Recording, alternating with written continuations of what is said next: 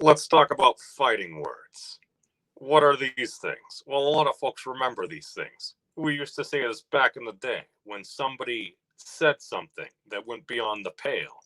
We may remember from the old Simpsons episode where Homer was going around challenging people to duels, and they just kind of stepped back there.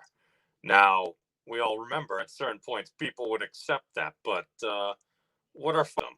Well, as far as I understand it, fighting words were something that were so over the edge that people were willing to fight for it. And the reason why I'm talking about that is because this is something that both sides, quote unquote, basically agree upon. Because I remember I was watching more of a leftist video, and I'm like, oh, well, back in the day, we used to call these fighting words.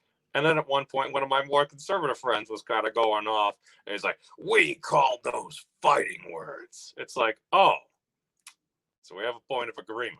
The last time I remember this was when either major parties pundits were asked about, what do you think about a strong third party? Well, the system we have is imperfect, but we think we can make progress. I'm like, okay, when you have individuals that will disagree on literally anything to essentially prove a point. Not always, and again, there are certain topics of commonality. They seem to be fading fast, but the sheer fact that this is happening, I'm like, oh, so we have fighting words. So what you're saying, at least in these United States, we do have a past history of dueling.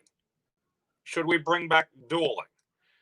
All I know is if folks are basically out there in the streets and we're literally already killing each other over politics, and you got a lot of innocent people getting caught in between. Well, I don't know.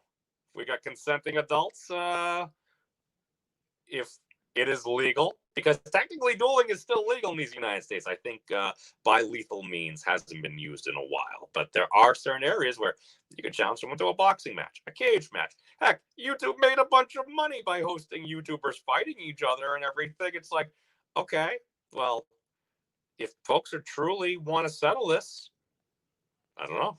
Should we make it legal? Should we give a mechanism? Because my big thing is, okay, well, who's making a lot of noise? Don't get me wrong.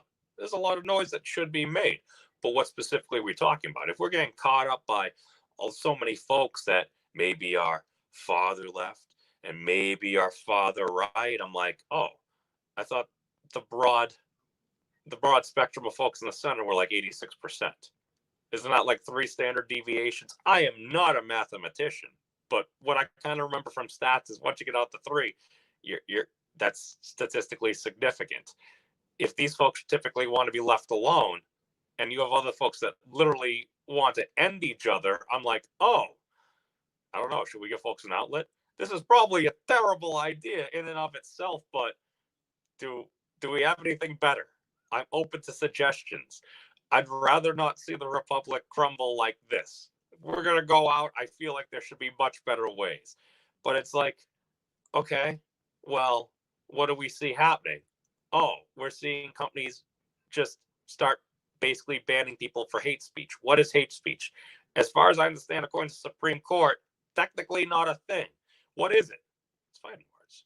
You're attacking somebody over certain personal characteristics. I mean, I think back in the day we used to call it being a douchebag.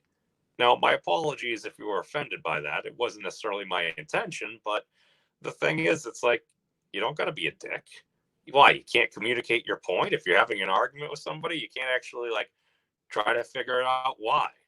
It's not like we're incentivizing this. It's not like a video with destroys in all capital letters or anything gets a lot of clicks or a salacious article title or anything. It's not like that would elicit more money in the clickotomy.